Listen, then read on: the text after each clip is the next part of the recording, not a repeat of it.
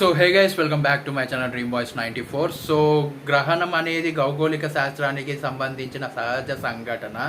ఇది సూర్యుడు, భూమిని, చంద్రుడు ఒక రేఖలో వచ్చినప్పుడు మనకైతే జరుగుతుంది.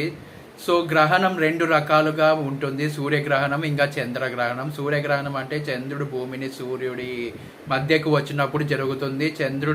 చంద్రగ్రహణం అంటే భూమి సూర్యుడు నుంచి చంద్రుడి మధ్యకి వచ్చినప్పుడు మనకైతే ఇదైతే జరగడం అవుతుంది. చంద్రగ్రహణం రాత్రి మాత్రమే కనిపిస్తుంది. పూర్తి సూర్యగ్రహణం చాలా అరుదుగా కనిపిస్తుంది. సంపూర్ణ చంద్రగ్రహణం ఎక్కువ సార్లు జరుగుతుంది.